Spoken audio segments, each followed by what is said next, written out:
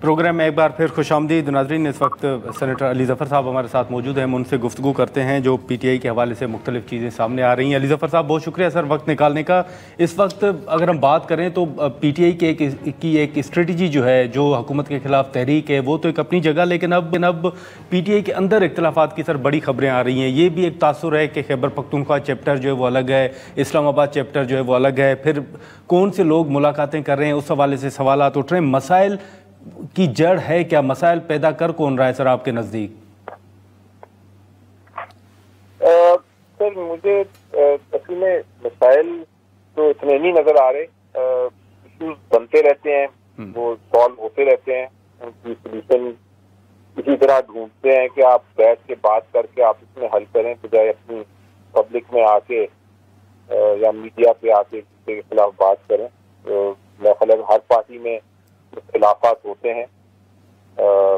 کچھ ہماری طرف سے لوگ زیادہ بڑے الزام لگا دیتے ہیں ایک دوسرے کے خلاف, اس کی وجہ سے کشیدگی بڑھ جاتی ہے. لیکن میرا خیال ہے کہ یہ تحمل کا وقت ہے, اتحاد کا وقت ہے, اور ضروری ہے کہ اگر کوئی ڈفرینسز ہوں یا کوئی معاملات ہوں تو آپ اس میں بیٹھ کے سالو کریں ایک دوسرے کے خلاف. کسی قسم کے الزام لگانا بھی درست نہیں.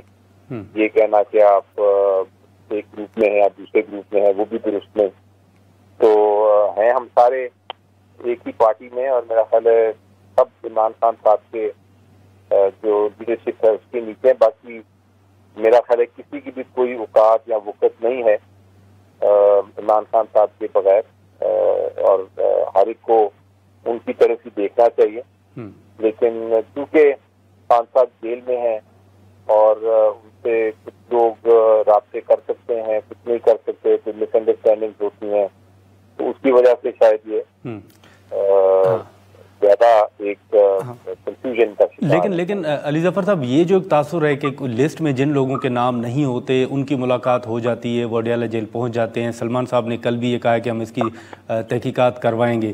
تو یہ معاملہ ہے کیا؟ وہ لوگ کون ہیں پھر جو لسٹ کے بغیر جا کر ملاقات کر رہے ہیں؟ دیکھیے جی, میرا خیال ہے ایک جان بوجھ کے یہ چیز کھلائی جا رہی ہے. میں صرف اتنا کہوں گا کہ ان کا یہ کہنا بڑا مجھے افسوس ہوا اس پہ, لیکن آپ کو میں پروسیجر ایکسپلین کر دوں جو ہوتا رہا ہے ہمیشہ سے. اور وہ یہ ہے کہ آپ جس مختلف لوگ دیتے ہیں وہ جاتی ہیں جیل اتھارٹیز کے پاس, اور ٹیوزڈے کو ہر منگل کو ایک لائر کی میٹنگ ہوتی ہے. جی, اس لائر کی میٹنگ میں بہت سارے لائر جاتے ہیں. ان میں سے صرف 6 کو وہ کرتے ہیں, 6 کو پھر وہ اندر جانے دیتے ہیں. جی, میں کئی بار گیا ہوں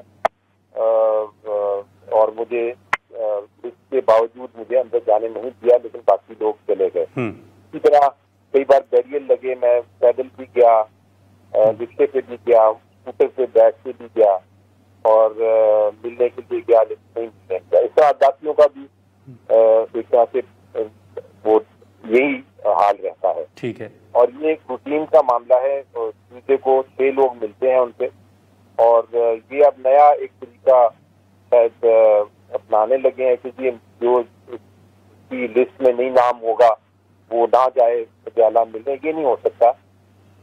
جیل میں عمران خان صاحب جسے ملنا چاہیں وہ خان صاحب کی مرضی ہے. وہ چاہتے ہیں کہ مختلف لوگ ملیں اور مختلف ان کو ساری خبریں دیں, اور پھر وہ اپنی جو بھی فیصلے کرتے ہیں وہ پھر ڈفرینٹ لوگوں سے مختلف چیزیں سن کے فیصلے کرتے ہیں. تو میرا خیال ہے تو اس پہ تدگن نہیں ہونی چاہیے, اور نہ کسی کو کوئی کمپلین ہونا چاہیے اگر کوئی خان صاحب کی چیزیں ملے. لیکن سر ایک اہم بیان کل ہمارے ہی پروگرام میں سلمان اکرم راجہ صاحب نے کہا ہے کہ اگر مذاکرات ہوں گے تو وہ صرف اور صرف اسٹیبلشمنٹ کے ساتھ ہوں گے, حکومت کے پاس کچھ بھی نہیں ہے.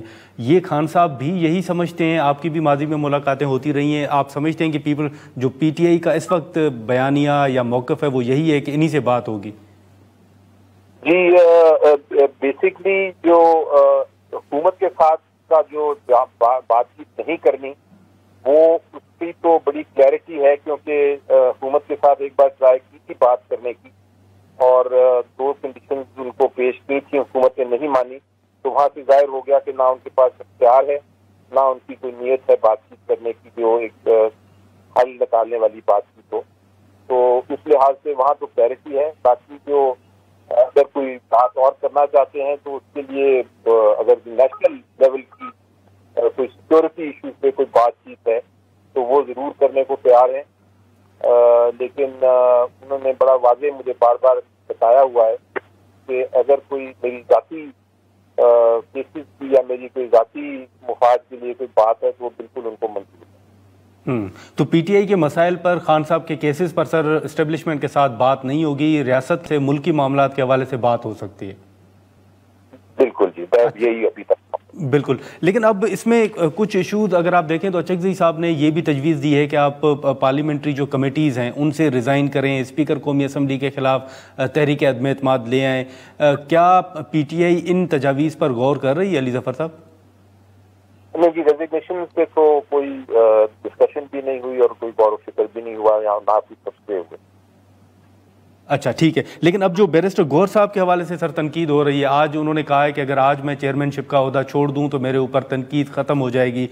کچھ وقت میں یہ چیزیں چلی تھیں اور کہا گیا تھا کہ تبدیلی آنی چاہیے, مرکز میں بھی تبدیلی آئے گی. آپ سمجھتے ہیں کہ باہر جو لیڈرشپ موجود ہے, ٹاپ لیڈرشپ, اس کی کچھ کمزوریاں ہیں یا تبدیلیاں آپ آنے والے دنوں میں دیکھ رہے ہیں؟ مجھے تو امید ہے جی کہ سارے اپنے مسائل جو ہیں وہ حل کریں گے اور حل کر کے آگے چلیں گے. آپ دیکھیں نا کہ کل جو الزامات لگے کہ جی کس نے کیوں ملاقات کی, کس نے کیوں نہیں کی, یہ بھی ایک افسوسناک بات تھی. ہونا تو یہ چاہیے کہ آپ کو اگر کسی کو کسی قسم کا کوئی رنجش ہے تو آپ آپس میں بات کریں, سارے کولیگز ہیں. ہم تو اپوزیشن سے بھی بات کرتے ہیں, ہم سیاستدان ہیں, بات چیت ہوتی لڑائی نہیں ہوتی. تو میرا خیال ہے یہ ضروری ہے کہ ہم اپنے مسائل کو خود حل کریں بجائے ان کو پبلکلی ہم کی اوپر کوئی بات چیت کریں, اور یہی موقف خان صاحب نے چاہا کہ آپ رکھنا ہے. سر ایک مختصر یہ صرف بتا دیجیے گا, آخری سوال ہوگا کہ کیا خان صاحب کو یہ آفر ہوئی ہے کہ وہ بیرون ملک چلے جائیں اور خاموش رہیں تو وہ ان کو پھر رہا کیا جا سکتا ہے, ایسی کوئی آفر ہوئی ہے باضابطہ طور پر؟ دیکھیں گے بہت پہلے کی بات ہے, شروع کی بات ہے جب اس کا ذکر ہوا تھا, اور پہلے ہوائیں اس طرح آئی تھیں اور پھر کچھ ایسا انڈیکیشن بھی تھی کہ ایسے وہ آفر کر رہے ہیں کہ جی آپ باہر چلے جائیں یا آپ کو بنی گالا شفٹ کر دیتے ہیں وغیرہ وغیرہ. تو یہ ساری جو آفر جو انڈائریکٹلی آئی ہوں, خان صاحب نے بڑا کلیئرلی کہا تھا کہ وہ ان میں انٹرسٹڈ نہیں ہے, ان کا کوئی بالکل منظور نہیں ان کو اس قسم کا آفر کوئی ڈسکشن کرنا. چلیں ٹھیک ہے سر, بہت شکریہ علی ظفر صاحب. ناظرین, علی ظفر صاحب کی گفتگو اب آج جو اہم ملاقات ہوئی ہے نواز شریف صاحب کے ساتھ, اس پر ہم گفتگو کریں گے. سینیٹر جان محمد بلیجی صاحب ہمارے ساتھ موجود ہیں. جان محمد صاحب بہت شکریہ وقت نکالنے کا. یہ بتائیے گا کہ آج اہم ملاقات کی ہے آپ نے نواز شریف صاحب کے ساتھ, کیا بات چیت ہوئی ہے, میاں صاحب نے کیا جواب دیا ہے آپ لوگوں کو؟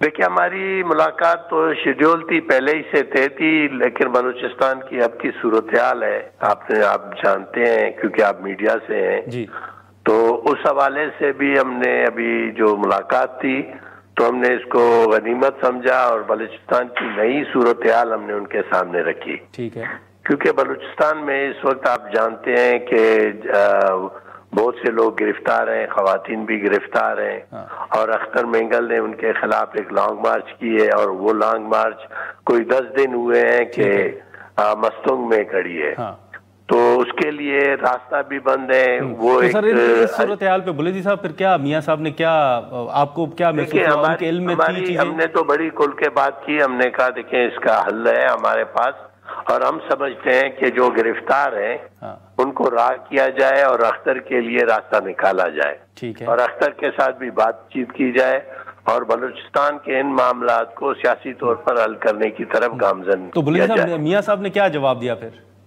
تو میاں صاحب نے دیکھیں فوری طور پر یہی کہا کہ میں بالکل ان معاملات میں کوئی رول ادا کروں گا, لیکن میں اپنے تمام ساتھیوں کے ساتھ مشاورت کے بعد اس بات کو آگے لے جاؤں گا. اچھا, تو یہ بلوچستان کے علاوہ وفاق کے حوالے سے یا ملک میں سیاسی استحکام کے حوالے سے بھی کوئی بات ہوئی, کوئی پی ٹی آئی کا ذکر ہوا؟ ہم نے تو بڑی پہلی پرانی کیونکہ ہماری ملاقاتیں ہیں, اور اس سلسلے میں ہم نے یہ کہا کہ بلوچستان میں ایک تو جو مستقل حل کے لیے آپ نے مذاکرات شروع کرنی ہے, ٹھیک ہے, اور مذاکرات کے ساتھ ساتھ تو جو میجرمنٹ ہیں وہ اٹھانے ہیں کہ بھائی تاکہ لوگوں کی جو کانفیڈنس بلڈنگ ہو اور اس میں جو ان کے بنیادی مسائل ہیں ان کو دیکھا جائے، اور بلوچستان میں جو پولیٹیکل اسپیس ختم کی گئی ہے اس کو بحال کرنے کے لیے بھی کوششیں کی جائے، کیونکہ بلوچستان میں اگر معاملات کو آگے لے جانا ہے نا تو آپ کو بلوچستان کے طلباء کے مسائل، بلوچستان کے نوجوانوں کے مسائل، بلوچستان میں روزگار کے مسائل اور جو فیڈرل ڈپارٹمنٹ بلوچستان میں کام کر رہے ہیں، عملاً دیکھیں بلوچستان واحد صوبہ ہے جہاں کچھ نہیں ہو رہا ہے۔ ٹھیک ہے، لیکن بلدی صاحب ایک آخری سوال یہ بتائیے گا کہ آپ نے گفتگو کے دوران کیا میاں صاحب نے کیا رائے رکھی، وہ کس بات پر قائل تھے کہ کیا ہونا چاہیے؟ انہوں نے ایگری کیا کہ مذاکرات کے ذریعے ہی مسائل حل ہوں، یا وہ کیا سوچ رہے تھے؟ دیکھیں انہوں نے یہ بڑی بات کھل کے کی کہ ہم جب تھے ڈاکٹر صاحب جب تھے تو صورتحال بہتر ہو گئی تھی، اب دوبارہ صورتحال کو خراب کر دیا گیا ہے، تو اس پہ تو اس بات پہ وہ ایگری تھے کہ بات چیت کے علاوہ کوئی دوسرا آپشن نہیں ہے کہ بلوچستان کو آن بورڈ لیا جائے، بلوچستان میں اعتماد سازی کی جائے، بلوچستان میں بات کی جائے۔ اسی حوالے سے ہم نے بھی ان کے سامنے بات رکھی کہ ان معاملات کو اسی طرح حل کیا جائے اور آگے کی طرف بڑھایا جائے۔ چلیں ٹھیک ہے بلوچی صاحب، بہت شکریہ وقت نکالنے کا۔ ناظرین گفتگو آپ نے سنی، آج کے پروگرام میں اتنا ہی، اجازت دیجیے، اللہ حافظ۔